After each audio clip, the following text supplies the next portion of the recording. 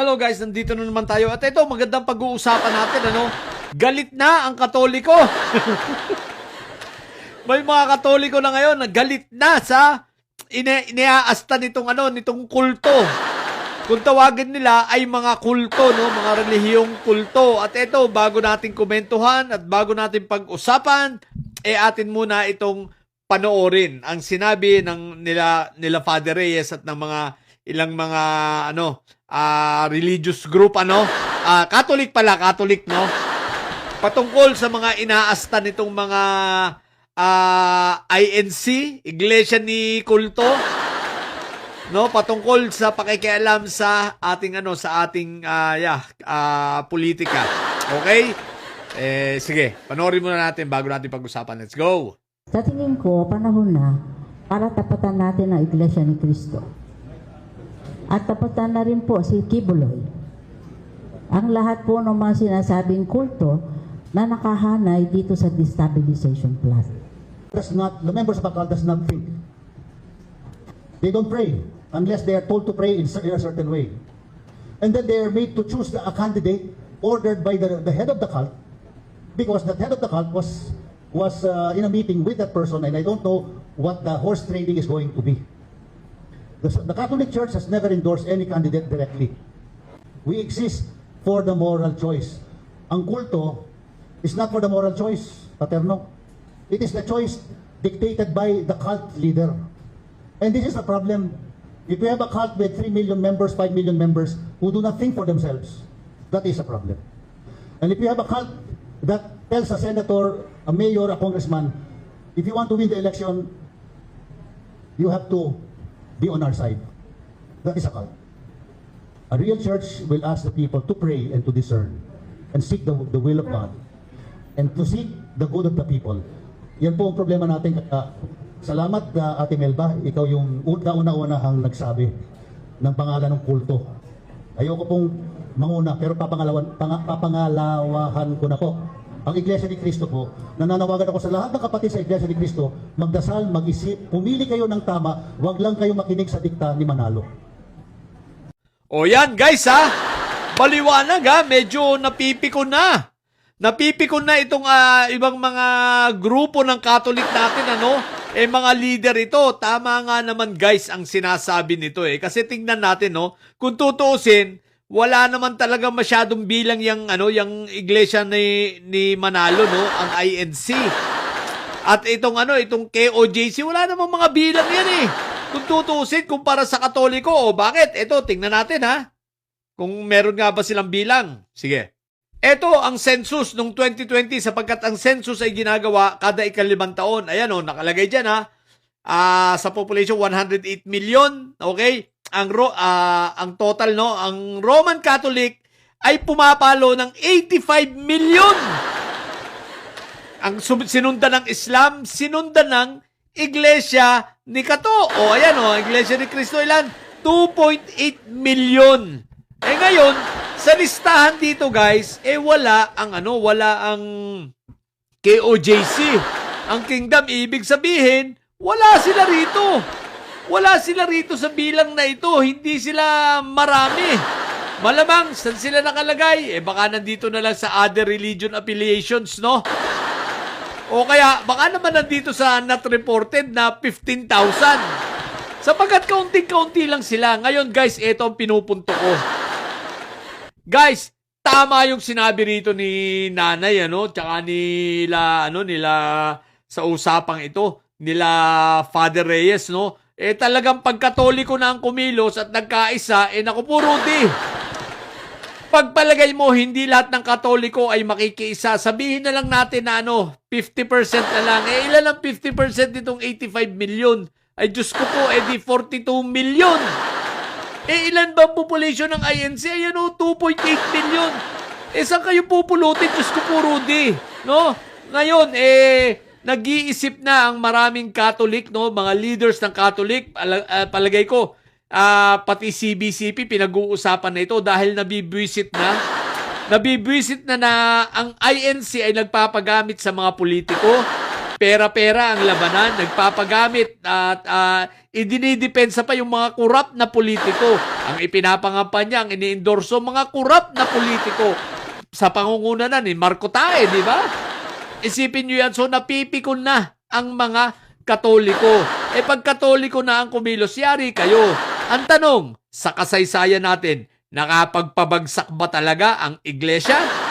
May napatalsik ba ang iglesia? Sa 2 kudita, sa 3, 2. No? Na kudita na nangyari. No? Nakapagpatalsik ba sa 2 EDSA? EDSA 1, EDSA 2, nakapagpatalsik ba ang iglesia? Wala. Katunayan, iglesia pa nga ang nagtanggol kay ERAP para wag mapatalsik. Ang tanong, may nangyari? Wala. Hindi nila kinaya dahil wala naman talaga silang bilang kumpara sa Katoliko. Nagtatagumpay lang naman ng mga EDSA yan dahil sa Katoliko, dahil sa dami ng Katoliko Yan ang katotohanan Hindi ako Katoliko pero sinasabi ko lang ang totoo. Hindi rin ako iglesia, wala akong reliyon, hindi ako sumasali sa anumang reliyon. Pero ang sinasabi ko lang, katotohanan, na kapag Katoliko na ang nagkaisa, laglag kayo. Ngayon, kailan? Sabihin nyo nga sa akin, kung kailan kayo nakapagpabagsak, si ERAP nga, pinagtanggol ninyo, di ba, INC? Ano nangyari? May nangyari ba? Wala! Hindi nyo napagilan na patalsikin si ERAP. Kaya lang kayo nilalapitan ng mga politiko ngayon, kasi nga, yung sinasabi yung black voting, hindi pa kasi umaalma ang Katoliko na katulad ng mangyayari na ngayon, unti-unti na mangyayari ngayon na mga Katoliko ay magkakaisa ng panawagan dahil sa mga pinaggagawa ninyong kalokohan. Yung mga nakaraan, nananahimik ang maraming Katoliko, no?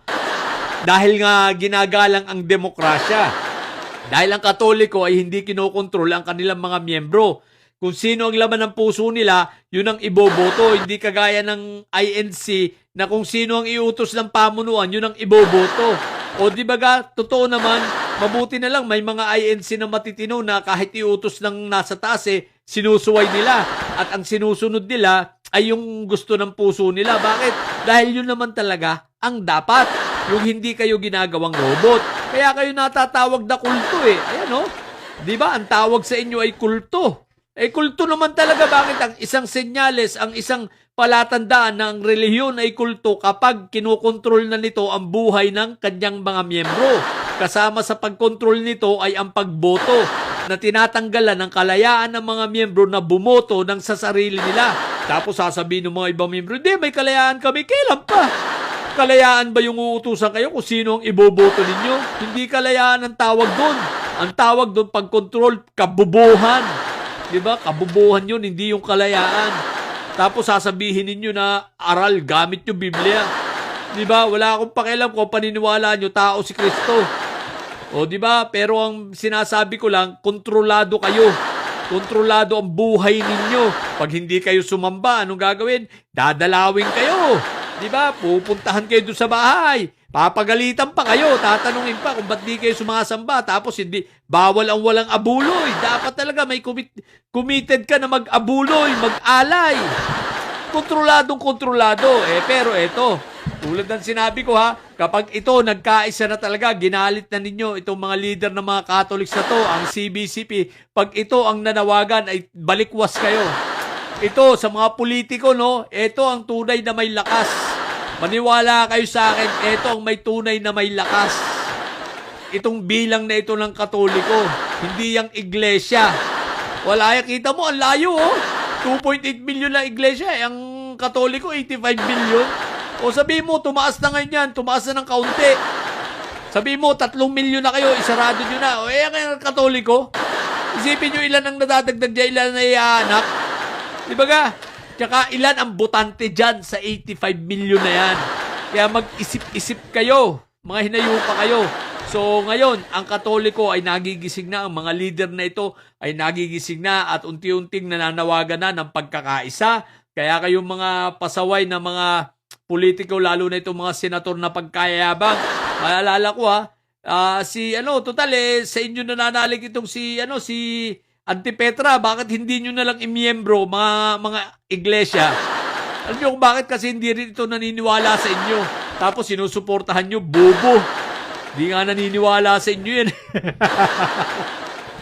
Nang dahil kay Marco Tae, ginagalit ang mga Katoliko, di ba? Feeling naman ito nila Marco Tae, talaga ang dami nyo at ang lakas nyo, no? Abangan ninyo. Tandaan ninyo, wala kayong EDSAng pinagtagumpayan. Ang talagang nagtagumpay ang EDSA ay dahil sa mga Katoliko.